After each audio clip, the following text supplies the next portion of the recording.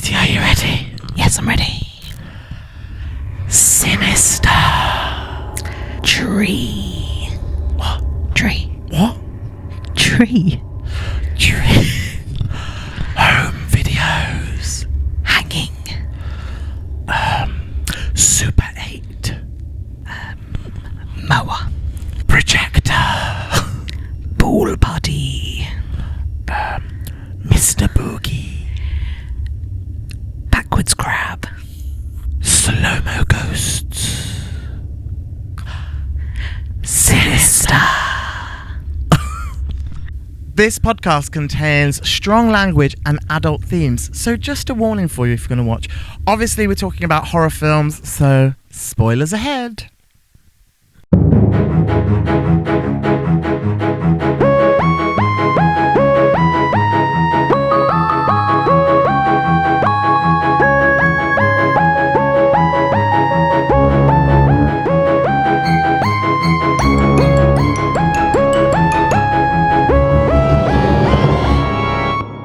Hello everybody, I'm Mike Woodhams. And I'm Katie Long, and welcome to You Scared Me. The podcast where the Super 8 is super great until you're in it.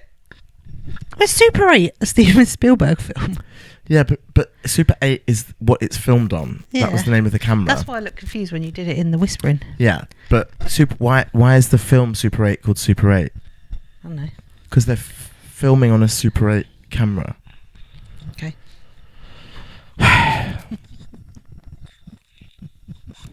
The podcast where we put the boo in Bagul.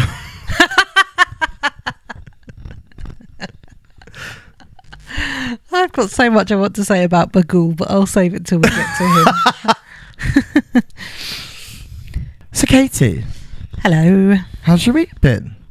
It's been lovely, thanks. I'm on maternity leave, so I'm doing everything and nothing. All together. Well, by that I mean mostly sleeping and resting now, which is nice. I'm very jealous of that. I haven't slept in days. Well, I'm not going to for the next year, if that makes you feel better. It does. Tell everyone, where are we? This afternoon we're in my living room because Yeah. I can't move much where else. Yeah. Yeah. We might have a guest appearance from your husband as well, because he's upstairs. I don't think he's going to pop in though. He might. You know what he's like. He'll probably be popping in saying, Do you want some tea? a cup of tea. Yeah, that's all right. Right. Let's go for it. Are you ready? Ready. Okay. This week's film is Sinister, a 2012 supernatural horror film directed by Scott Derrickson, who directed The Exorcism of Emily Rose. Mm-hmm. And Doctor Strange. Never seen it. Okay. It's fine. And it was co-wrote with Robert C. Cargill, who also did a Doctor Strange. Is that James Bond? What, Robert Cargill? No, Doctor Strange. No, as in the Marvel film. Oh, okay. You're thinking of Doctor No, babes. Oh, yeah. It stars Ethan Hawke, Juliet Rylance, and James Ransone. Can you give us a little overview? All right, let me try and do this once without a prompt. Okay. See how it goes. So the film's about... Sorry. That was going to be the perfect take. It was good. I could see you bracing yourself going...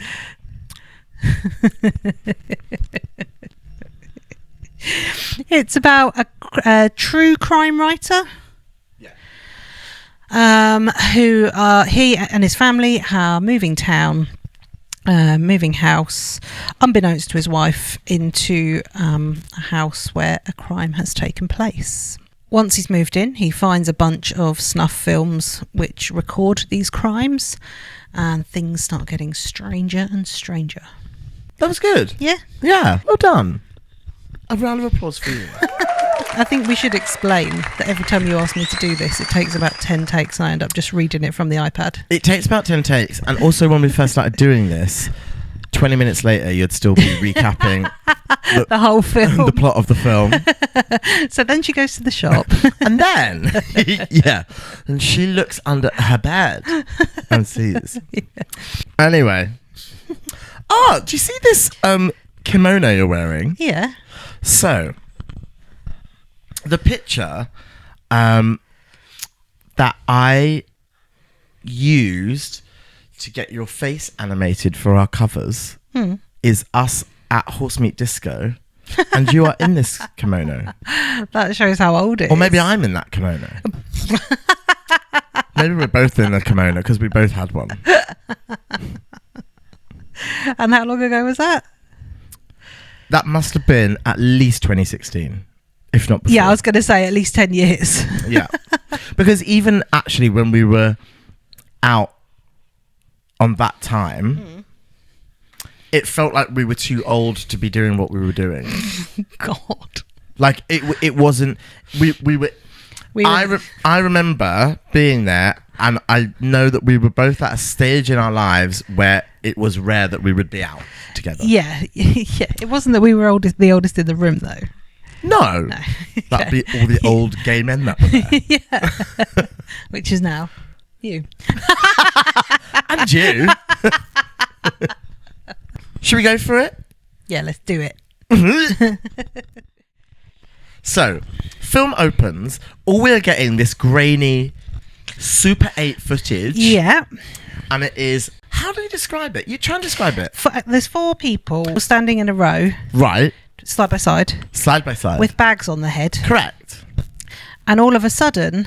And nooses around their necks. And the nooses are tied to a branch above them. Yeah. And actually, if you're looking really closely, you can see a saw sawing at that branch that they're tied to. Yeah. But isn't it the other branch that... On the opposite side of the tree. Yeah, that falls. Which is what's going to lever them up. Lever that branch up. The branch rises with these 4 people tied to it. No, the branch lowers and they rise.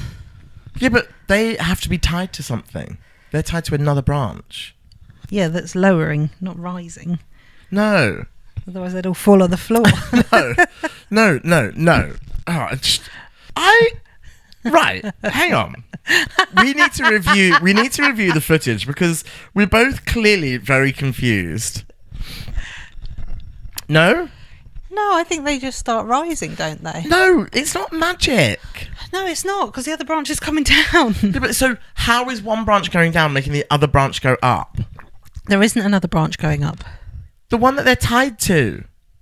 No. What in the dickens are you talking about? Oh. No, I still think you might be wrong.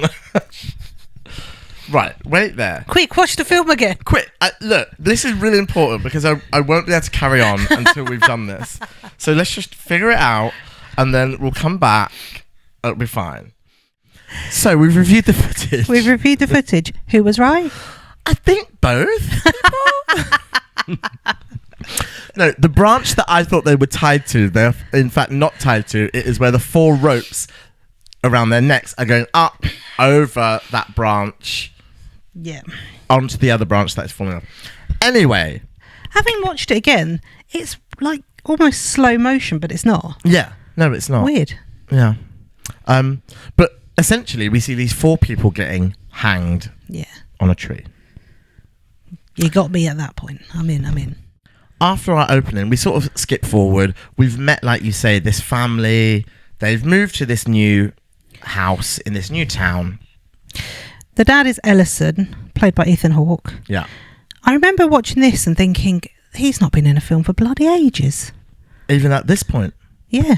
Wow. It was the first film I'd seen him in for quite a while. Yeah, maybe. Also thought he needed to wash his hair. Yeah, but that could be a character thing. Yeah, maybe. Gross. I thought the woman playing his wife, Juliet Rylance, I was like, God, her English accent is so awful. Didn't notice that. Then I googled it and she's English. Oh. She doesn't Does she change her accent? No, it's just the kind of like, no, you mustn't go over there, John. Like, do you know? It's kind of it's an English accent that sounds like an American doing an English accent. Have you heard? There's a recording of this woman from Broadway doing Mrs. Miggins. Who's that? In Sweeney Todd, the musical. Is she the one that helps him? Yeah. Yeah. And she's like, no, you shouldn't go over there with the boys. It's so diabolical. It went like viral because it was so bad. Oh, God. Anyway, they've moved Ellison. Yes. They've moved to this new town. Ellison and Tracy. Tracy? Yeah. Is she called Tracy? She's called Tracy. That is English. Classic English name. An English rose. But Ellison and Tracy are there. Mm-hmm. Love that. And their kids, Trevor and Ashley. Yeah, Trevor. Such a funny name, like old man name. My dad's name. I was going to say it's not, but that's what you're associating it with. It is. I've never met a young Trevor. Oh. But yes, they're in this new house. They've had the sheriff come up and basically be like, you're not welcome here. Yeah, the police department aren't keen on him because he's a true crime writer. Yeah. And who's criticised the police. And they're like, we don't need your sort in our town. Yeah. Blah, blah, blah, blah, blah. But he moves, they're in this house. And actually, we sort of as the audience, we know that it's the house from The Thing. The great thing that I like is there's a moment when they're in the the garden, and you just see, like, you can see the trunk that's been cut, and it's sort of like still there, and you're like, ooh. Oh. But he ends up finding in the attic, he can hear something going on in the attic, and he ends up finding this like a projector and some Super 8 tapes. Yeah. And then he starts to watch these tapes, doesn't he? And actually, at the minute, with all of these videos, it's worth saying, we don't know who is filming the videos. No. We don't know who is... Or why. Or why, or what. Yeah, we don't really know what's going on. We just... All these... And we don't know where the tapes have come from. But also, what you didn't see at the start of the film is each tape tends to be a home video of the family spending time together, and then it very abruptly cuts to a death scene, which is quite horrific. Yeah. For what you assume is the whole family. Yeah. So, yeah, we have... Should I tell you what they are in chronological order, and then we can go back and say what they are? Yeah. So we have Pool Party, 66, Barbecue, 79, Lawn Work, 86, Sleepy Time, 98, and then Family Hanging Out, 2011. So what about the fishing one? I don't know what you're talking about with fishing. There's one when they're fishing. Oh, maybe that's the burning car. No, the fishing thing is what they're doing, like... Beforehand. Yeah. So... Throughout the film, though, we don't see all these tapes straight away, do we? We sort of see them spread out. Okay, here's my first problem with that. If you had found this box of tapes and you put the first one on and it was a family having a nice time and suddenly being hung, would you not just immediately watch all the other ones to be like, what the hell? But maybe you're a bit traumatised by it all, no? No. Okay. Like... If that's what this one is, what's the next one and the next one and the next one? Yeah. Particularly with those names as well. Yeah, that is true. Yeah, they are. Yeah, I guess you're right. But he doesn't. He's just like, he's just watching them. And I mean, one a week. Essentially, he sort of gets. The reason he doesn't really go to the police is because he thinks these murders can be my next book. Well, so he knows that the hanging happened in the house that they've moved into, but he's not told his family that. Yeah. And he's keeping that a secret so that he can research it. Also, like, just found the video of it, hit the jackpot from his point of view. Well, yeah. Should we try and go through them and see if you can remember what happens in each one? Yeah. So, Pool Party 66, what happens? So it's a family having a fun time in a pool. Yeah. Then it switches to nighttime, and each family member is tied to a sun lounger with a rope or a chain attached to it, and one by one they get pulled backwards into the pool and sink and drown. BBQ 79. So this is the one where they're fishing as a family. And then the next thing you see is all of them tied up in the car, but they're not conscious. Yeah. At least. They are dead by the end of it, though. Yeah. Lawn Work 86. I think this was a family playing in the garden initially. And then again, it's nighttime. And you just see the camera pointing down to the ground towards a lawnmower, which starts going at speed across the grass. And all of a sudden comes across a row of people lined up and just goes across their heads. And I mean, you don't really see much of it, do you? You literally see a flash of a person and then they're like, sound, like that. Well, he goes, wah! Yeah. And then Sleepy Time 98. That one's a bit shit, wasn't it? It's less imaginative, but just people asleep, and then he goes around cutting their throats. Sorry that it was so boring for you. God, think outside the box, Bagool. But yeah, he has watched, like, he's watching all these videos like out of sequence, isn't he? So he's not watching them in order. And he's doing a classic. Take a still, stick it on a corkboard, use some string. Oh, yes. In his house. Yeah. Yeah. Got to do that. Love that. Do you have, out of those videos, a favourite? Maybe favourite's the wrong word. Well, no, it's you. I mean, yeah. I think the best one. To be honest, the opening one is good. The opening one, and actually, when you see it, because you see it twice. Actually, you might see that one 3 times. Anyway, but that opening one, like you say, it looks like it's in slow motion, and obviously at the beginning, and actually all of them, because they're being shown on a projector, there's no sound, is there? So they're all sort of being watched in silence. And that, do you know, talking of the sound, did you notice in this film that the sound was weird? No. Right. Like, when I watched this, I thought it was the TV, and then I changed TVs, and it still was doing it. Yeah. Everything, and it must be like, it's obviously like a choice. Everything, the sound, so not the music, but just the ambient sound, everything sounds very, like, high-end. So what I mean by that, imagine you'd recorded the sound, say, on your iPhone or whatever, and it's, do you know, it can sometimes sound quite high and tinny. Yeah. That sound, all the sound sounds quite tinny. It's probably just something that I'm less attuned to. Yeah, I like it. When I first was watching it, I was like, I can't have the sound being like this. But then after moving around, I was like, oh, it's supposed to be like this. I don't know why. Maybe it's that, I don't know, maybe it is that idea of stuff being recorded and I don't know.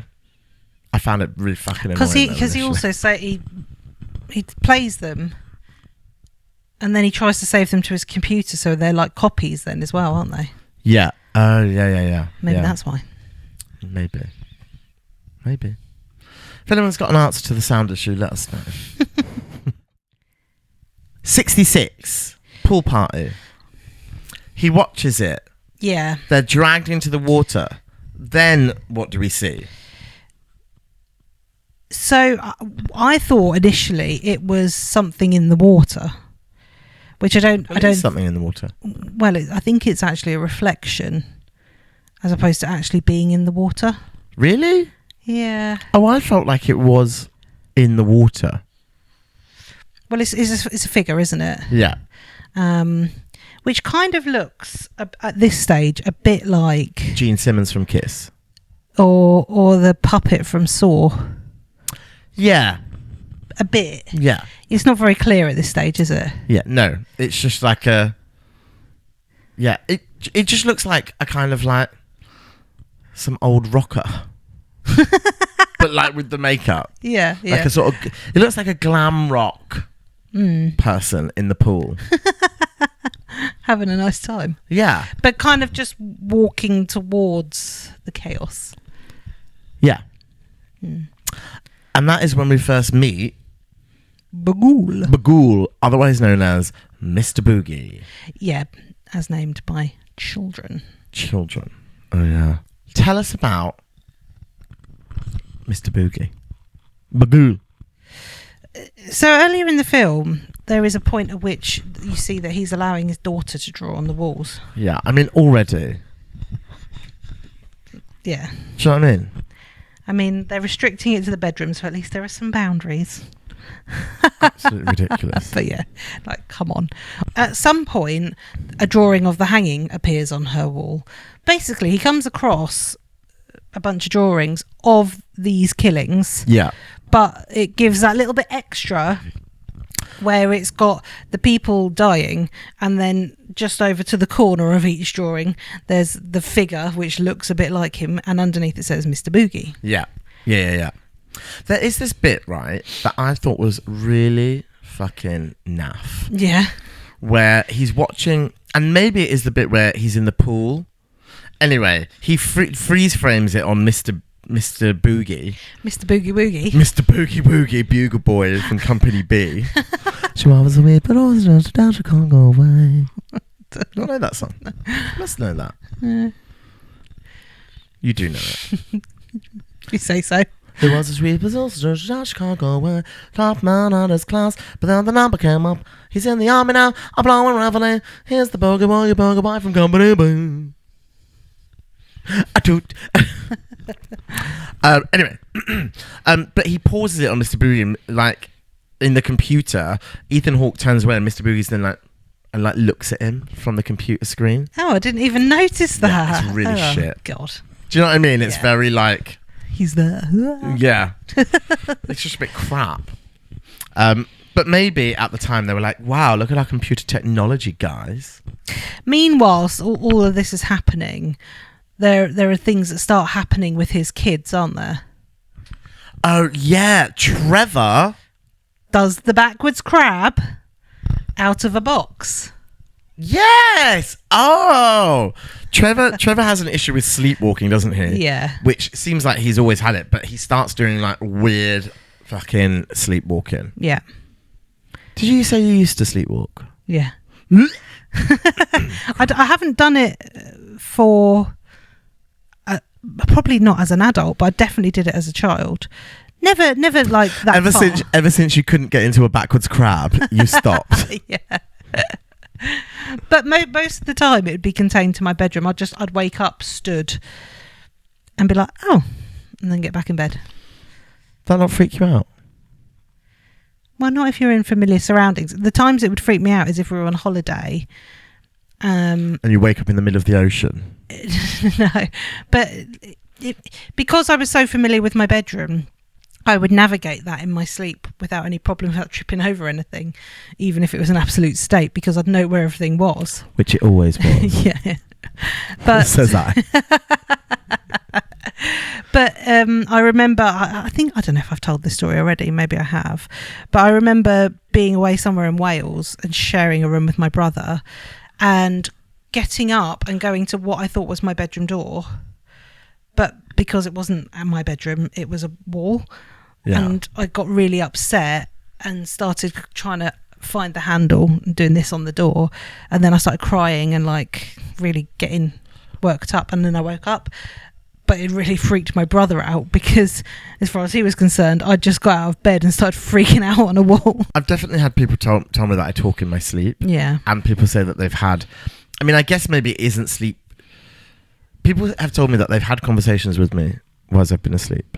In terms of, they thought I was, like, awake. I think you must be awake. Like, I must have been awake and I've just forgotten. No, I've definitely...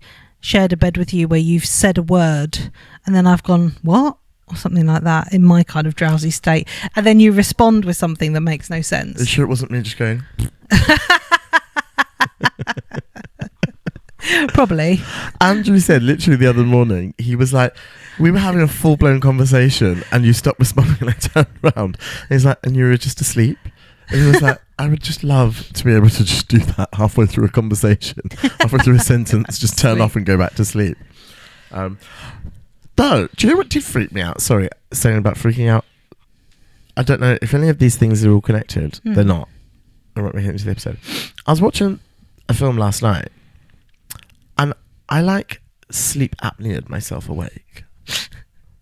Because do you know when you're falling asleep? You always do that. Do you know when you're falling asleep doing like the neck back, like that one? Yeah, and where you're going. Right, I can see you doing it. You'll be watching, and your eyes will be going, and then your head will fall forward, and you'll go like that, and you'll make that noise. Yeah, because I don't know if it's happening in my body or in my mind, but I can't breathe. You do that regularly. Every time I've watched a film at night time with you, you do that at some point. But it's really bad when I've got hay fever, honestly. When I've got hay fever, this is no word of a lie, I sit there in my dreams, like, gasping for air. Because for whatever reason, I can't breathe through my nose. Yeah. And my body doesn't seem to open my mouth. So that whole time, for about 6-7 weeks, I wake up almost nightly going... until like my body is really horrible. I mean, you've done that since childhood, and I would always be like, "Shall I turn it off?" And then you'd be like, "No, I'm watching this." Are you? How dare you? Anyway, Mr. Boogie. Yeah. Do you have anything more to say on him? Well, the more and more we hear about him, I thought, is it Michael Jackson? Because he looks a bit like him. And obviously, whenever they commit, when something happens, he goes. But you know what really annoyed me? I had that thought towards the end. I put Bagul equals Michael Jackson, and then I went onto YouTube and put Bagul Michael Jackson. Nothing. No one's I can't be the only person that's thought this, surely. There you go. First thought. I know. Someone make a video. Make a parody. So we sort of find out, don't we, essentially, that every family that has died in these videos has lived in the house of the family that was murdered before them at some point. Yeah. At this point, you start to see the ghosts of the missing children. So, like you said, you find out that they all lived in the house that the last family died in. Yeah. Bit more alarm bells from Ellison at this stage, living in the house where the last family died, surely. Yeah. And weird things going on, like his son doing the crap. Yeah. But also, so you see the ghosts of the missing children start to follow him around the house. Yeah. Oh, that is probably another big plot point that we haven't said. Oh yeah. There's been a child missing from each scenario. Never found. So at this point, he comes clean to his wife because she's caught on to the strange things happening. Yeah. And it's all intensified. That thing of being... So she had asked him at the beginning, she was like, please don't say that we've moved in down the road from a crime scene. And he's like, no, we haven't done that. And then later when they're having the argument, she's like, you promised me that we hadn't done that. And he said, well, we hadn't. Yeah. We moved it. Do you know what I mean? Yeah. Such a dick move, isn't it? Get in on the technicalities of it all. Yeah. It's like, you know what she was saying. Don't be a knob. So they then hotfoot it out, move into some mansion. No, so what they do, remember, they do move into a mansion. Yeah. They do move into a mansion. Go there in the first place. So everything's come to a climax. They decide that they're going to go back to their old house because remember, they're like, we can't sell our old house. That's their old house. Oh, I didn't know that. Because he was sort of saying, because all the kids at one point are like, we miss our old house. Why can't we stay there? And he's like, because I had to work writing textbooks and I couldn't afford it. Yeah. Anyway, they go back to the old house and you're like, this is why the kids wanted to go back to the old house because it's a fucking huge house. Yes, stately home. Absolute massive. Compared to the crap house they moved into. Yeah. Absolutely mental.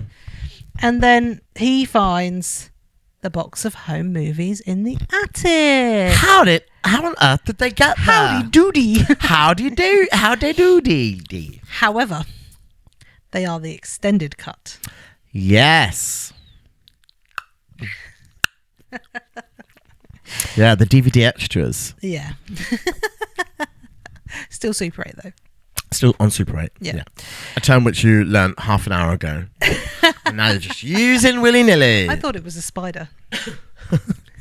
So the extended cut is the same videos again, but just with a little added extra of the kid, the youngest kid, that's gone missing, committing the crime. Yeah, so for example, with the hangings on the tree, it stays on long enough for the little girl to like come out from behind the tree. Yeah, climb down. Although what I will say is you're not, there's no kind of explanation as to how she's got everybody outside with a bag on their head, noose around their neck. There's no video of her doing that. It's just her cutting the branch. Yeah.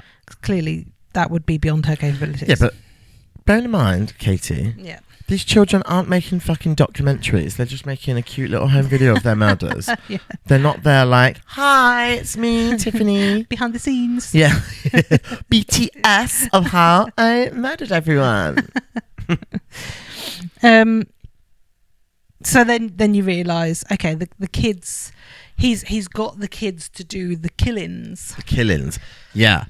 And then Ellison's like, my daughter's been acting like a bit of a weirdo recently, my youngest. Yeah. And the way she does it was to, she puts something in the, she drugs them, doesn't she? Yeah, there's like a glowing green crap in his coffee or something. Oh, yeah, it's rat poison. Like, is it rat poison or something? Yeah, can't he just be like, oh, this tastes a bit... Rather than glowing green, hocus pocus, toxic, like calm down, bubbling. Yeah. Oh no! What did I drink? 2 hands to the face. Yeah. But he on the desk. Yeah. Wakes up. They're all tied up on the floor. Yeah. Mum, Dad, Trev. Yeah. Mum, Dad, and Trev. Yeah. And what's her name? Ashley. Ashley. That bitch Ashley is there. She got an axe, didn't she? Yeah. Well, we sort of see a shot of him. I don't know if he's like... I can't remember if he says anything or not. I mean, the part I found most shocking, right, because the axe goes up and then it sort of cuts to black or cuts something. And you sort of think it's going to be like, no, this family... She says something, but I'm saving it for my fave line. You sort of think this family are going to make it out alive. Do you?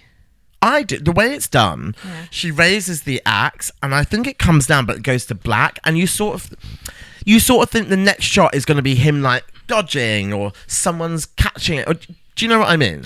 The policeman comes in, and I don't know, but they do not. No. She then continues to paint the walls with their blood. Yeah, and. The name of her tape is... Painting? The name of her tape, after she's done it, is House Painting... Yeah. 2012. Which goes to show, don't let kids draw on the walls. Yeah, because they will all turn into absolute psychos. and then she climbs into the video. Bagul sort of picks her up, doesn't he? Does he? And then, like... all the kids are waiting in the projection. Yeah. And they sort of walk it. I mean, it's supernatural by now, so you can sort of do anything, can't you? But yeah, I mean, I think there is a lot to be said for, like, you let a child draw on the walls in their room, then they think they can do anything. And then it just goes, hee hee, and then it stops. Welcome back, everybody. Is that a part of the podcast where we talk favourite lines and we try an AI script? You can't sue us because it's AI. What was your favourite line? So at the end, when Ashley kills Ellison, she says, just before the axe comes down on him, she says, "Don't worry, Daddy, I'll make you famous again." Oh, does she? Yeah. Oh, that is a good line. Sass. Wow. Do you think that's essentially what the film is about? What? that he's like so hungry to be famous and to be, because basically we found out in the film that he had a popular book, and really he's been trying to recreate that success with every. But I think he has also made mistakes in some of his reporting. Yeah.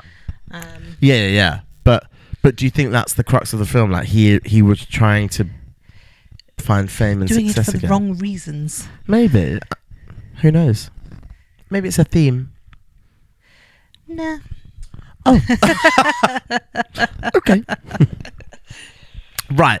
Are you ready? It's AI script time. Mm-hmm. So, characters. Arthur, a true crime writer, exhausted, obsessive, and deeply upsettled. Sarah, 40s. God, it's both of us in our 40s now. Fucking hell. His pragmatic, worried spouse, desperate to keep her family safe. Setting a dimly lit home office late at night. The rhythmic, mechanical clack, clack, clack. Clack, clack, clack of a drag queen in the back. Being like the mechanical clack, clack, clack of a Super 8 projector cuts through the silence. So, I'll be Arthur. Okay. You can be Sarah. You have to do posh English. Sort of like someone that's just learnt to do an English accent. Oh. The one thing I can't do more than an accent is a parody of my own accent. Well, imagine you were doing... Imagine I'm on the phone. That's what I'm going to do. Imagine you're on the phone. That's going to be my method here. Yeah. You don't have to do as much fake laughing as you do on the phone, though. I've seen you on the phone. When you're talking to someone else on the phone. Well, I did work in telesales, you know.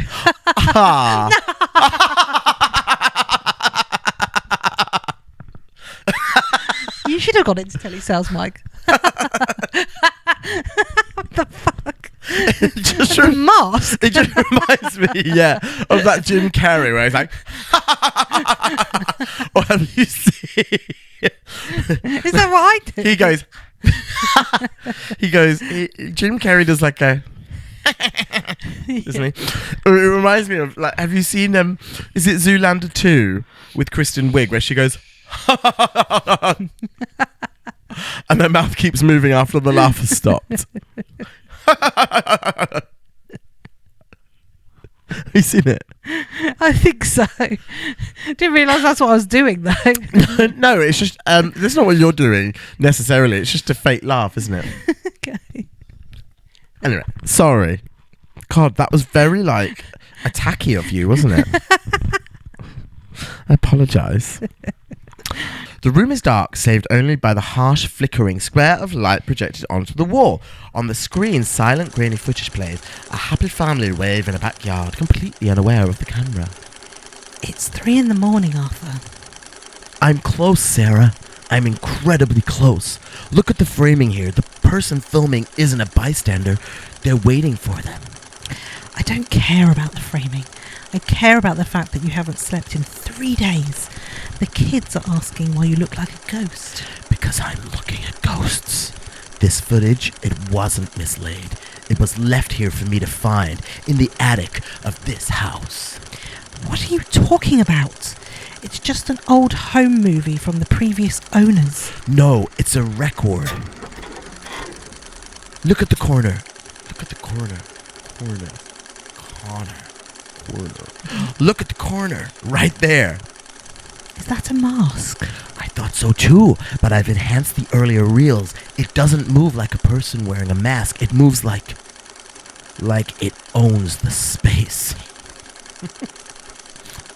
Every family in these tapes met the same end, and every single time he's standing in the frame, watching, dick in hand.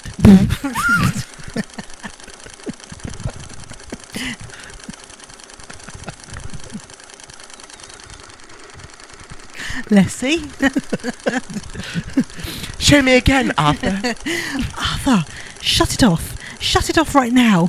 Don't you see? If I solve this, if I figure out who or what this is, the book will change everything. It rehabilitates my entire career.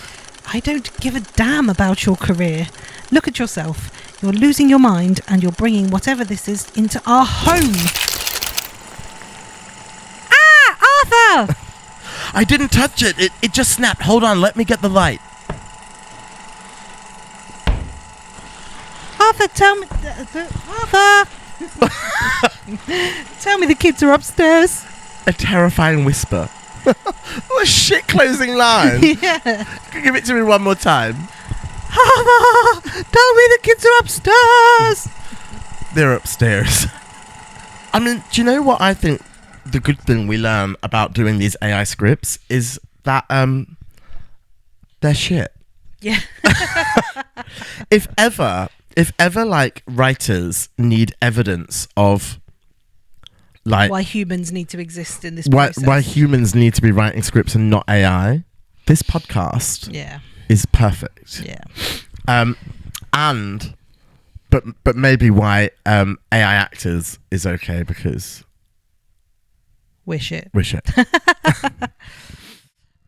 Now it's time for Get Serious Questions.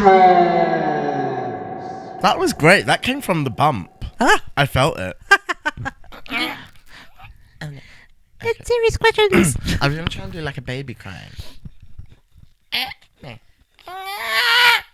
Is that good? That's a bit.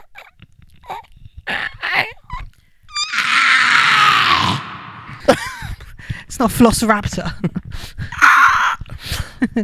Mikey's. What was your biggest why did they do that moment? Biggest? Why did they... I mean, it has to be... Why'd they move into the fucking house? Yeah. Dumb as.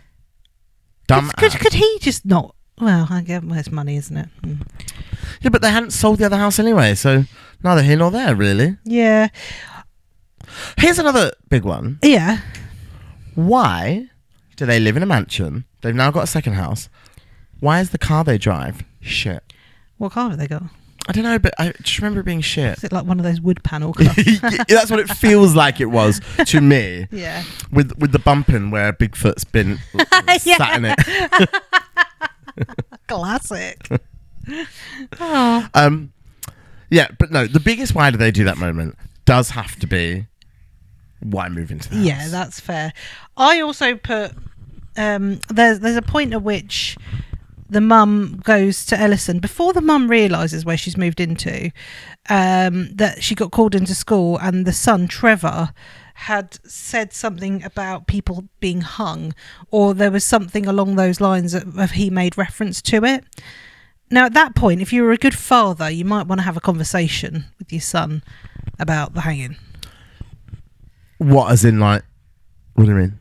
Well, not show him the video, but like, he's obviously found something out. Maybe a conversation is needed. Right. Oh, no, someone said to him. Yeah. Sorry, I misunderstood what you said. Someone said to the son, to old young Trev, at school. Yeah, but the mum's been called in because of it. And it's just like, I think you're keeping this far too secret for your own benefit here, but mate. Also, the whole thing, actually, do you know, I'm going to change mine. It's not why did you move into the house? Why did he keep it a secret from her? Because inevitably, when a whole town knows that people died in the house, someone is going to say something. It's going to be a secret that lasts like 3 minutes. Yeah, and at least sell it on the fact you're going to make some big bucks out of it. Yeah, and you know, I guess I wouldn't do it. It's stupid, but you can kind of qualify you've moved into the house because you want to save money. You want to. You're investigating the stupid reasons, but reasons nonetheless. But hiding it from her is pointless. Yeah. I even right. Here's what I would have done. I'd have got everyone moved in the house, all nice and settled. Got rid of the other one, shut up. Been like, oh, by the way, that tree that you sat sunbathing under. People were hung there. We might as well tell her eventually. Yeah. That's my bit. Fair. Do you think you would survive? Yeah, because I'm not a kid. Oh no, but I could. You are the youngest. Oh my god, you're so right. Oh my god. Okay. Well, what would my home video be called? I don't have a good answer for that. Mine would be called Day at the Musicals, and it would just be me singing to my family until they starve to death. Until they turn into the people from The Ring. You did that face really well. Did I? Yeah. You didn't do it straight to camera though. It got missed.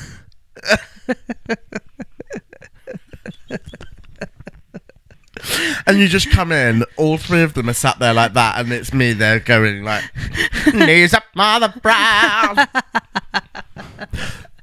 That was serving right for all the war songs they taught me. Do I think I would survive? Yeah. I think I would. How? Because I just do. I don't think... Are you talking about current me as I sit here now? No, child you. Oh, no. Do you know what I have to say about myself as a kid? I do think I was quite like kidnappable. Do you know what I mean?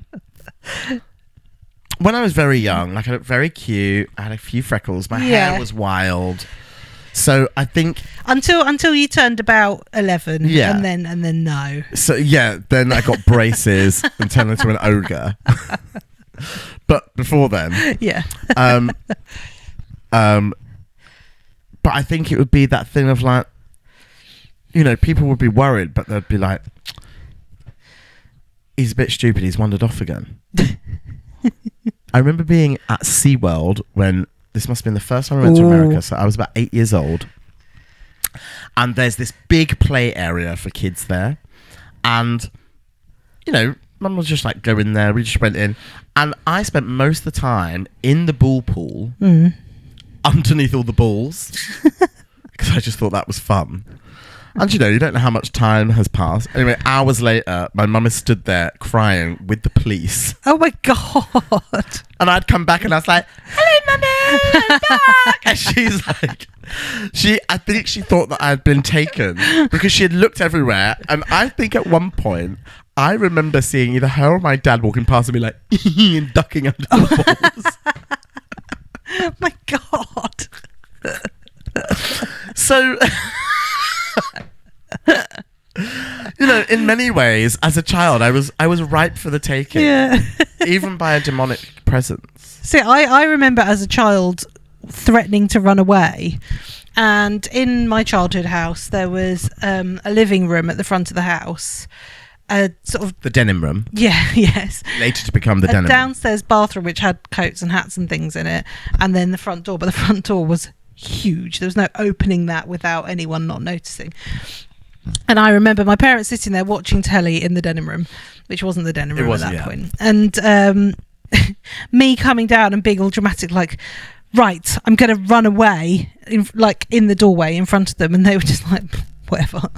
So I'd storm into the cloakroom and I put on coats and hats and all sorts just to prove my point. And then I'd be in the doorway going, I'm going. And then still be just there watching telly. You are describing what your own daughter would do. I can literally imagine it. Can you not? And then I open the door and go. And I think I made it halfway down the street until my mum and dad were like, oh shit. And then chased me down and brought me back. But I was just like, why am I not even bothered? So when Ellison falls through the attic floor and gets a face full of dust, and the ghost kids are all around him, he immediately packs up the family and flees the house in the middle of the night. What would be your breaking point? Well, my first issue with, and I don't know if it's this bit. Is it this bit? Does he fall out the attic more than once? There is a bit, right, where he falls out. Maybe it is this bit, but he falls out the attic, right, and the drop is like, what? Does he fall out the attic and Boogle's face comes over? Am I just making that up? No, that does happen at some point. Yeah, that does happen. Or is that just from that scary videos that I've YouTubed? That does happen. Yeah. There is a moment anyway where he falls out of the attic, right? He falls out of the attic, lands on his feet, crumples to the floor. Yeah. Blacks out. That's not how that works. Yeah. You don't fall onto your feet. Broken leg, maybe. Yeah. Maybe he broke his leg and that's why he blacked out. Yeah. fall on your head, black out. Yeah. You don't fall onto your feet, crumple slowly to the floor and black out. Especially after, like, what, a 9-10 foot drop? Yeah. If that. So that annoys me. When would I be leaving? I would say as soon as I don't know, because I was going to say as soon as Trevor comes out, like, back bending out of a moving box or whatever it is. But then if you're like... If he's done it a few times, it's just another weird bit thing. normal. But there is a bit, actually, where Ellison is searching in the back garden. Yeah. And actually he finds Trevor in a bush, doesn't he? Going... Yeah. Oh, But yeah. the reason he is in the back garden is because he has seen a face in the back garden. Yeah. But then I guess he assumes it's Trevor. Yeah. But to be fair, I think, I don't know, there's been, by that point, even before then, there's been a few creepy instances where this Bagul thing, Mr. Boogie, seems to be real.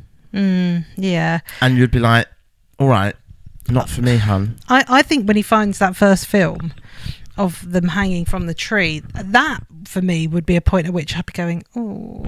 But does he not? Oh yeah, he just finds the film. But I guess he sort of... He knows what's happened. He knows the crime. He's not seen the film.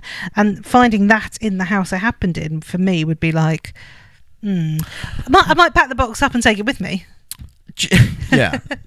Do you know, though, that is a good point. Because surely you'd be going at that point, you go, oh my God, why is this still here? Yeah. I wonder if the police have seen it. Yeah. Exactly. Yeah. So, and then when you watch the second one and it's another crime that's not been reported on, you're just like, well. Yeah. I don't know if it would make me leave, but I'd definitely be like, that's weird. Yeah. Where are we going to put Bagul on the scare-o-meter? Okay. It's Bagul in this, right? Bagul. Yeah. Fun to say. Bagul. So there's a bit of a debate over how scary this film is, I think, which we can tie in here. Yeah. To be fair, the first time I did watch it, it was kind of like, whoa, mostly because of the first time you see all the killings. They are quite like... Ugh. Yeah, and I think watching grainy footage of anything just makes it scarier. Yeah. Watching it for a second or third time, I was like, nah. I actually thought I'd seen this film, but I don't think I had seen it. Oh. I don't think so. Okay. Because I've seen number 2. Maybe, because I felt like it was going to be something else, and I was like, oh, I don't know. Right, so where would I put it? Bagul, the thing is, and again, I know I'm going to do my system. If you want to follow the system, that is fine. Okay. I would say, as an audience member watching it, how scary did I find Bagul? 4? Oh, okay. How about you? As an audience member. Maybe 5 or 6. Okay. So, which one? 5.5. 5.5. So, what? 4, 5, 5.5. So, should we say 4.5? Yeah. And then, if I was there, would I find Bagul scary? I wouldn't. If I was in the film, I wouldn't know of Bagul's existence. His creeping in the background is a bit... Yeah, but really, actually, that said, there is that bit where the face goes over him. He knows of his existence then, and that, because for most of it you're at a 1, yeah, because he doesn't exist. That puts you up to an 8. Yeah. Okay, so I'll say an 8 for that. Okay. Well, because when you know he exists, yeah. I'd go maybe 7. Okay, 7.5? so 7.5. So what's halfway between 5.5 and 7.5? 6? Yeah. 6.5. No. Oh. So we're gonna give Bagul a 6. Ding ding ding ding ding. Oh, ding ding ding ding. Ding. What made you go, ah, you scared me? So, 2 bits. Obviously, the lawnmower bit is intentionally because it is a quick flash and there's a sound that is jumpy. But honestly, I was shocked at the end that the family didn't make it out alive. I just thought... Shocked. Honestly, you think, oh, they're like the main thing. It's going to be fine. And it wasn't. Like, we were talking about It earlier. You know, you sort of learn that character for however many hundreds of years has been successfully getting children, but the ones we're following are fine. And I kind of thought it was going to be that. The clip that I wrote down, I can't even remember happening in the film now. What? I put Ellison's just there, and then loads of little hands, like children's hands, start coming onto him. That was a bit creepy. I didn't remember that. No, but I wrote it down, so it must have happened. Maybe you were dreaming that bit. No. Okay, so the bit with the hands that may or may not exist. Yeah. I don't know whether you know about the kids at that point. Maybe you don't. Yeah, maybe. That's not. why it's like... Ooh. But yeah. But generally, it's like a fine film. I would say it's one of those things that has more of like thriller vibes again. I think if you like scary films and you've not seen it, watch it once. Oh yeah, watch it once. Absolutely. After that, it's all right. It's fine. Yeah. Thank you for listening to You Scared Me.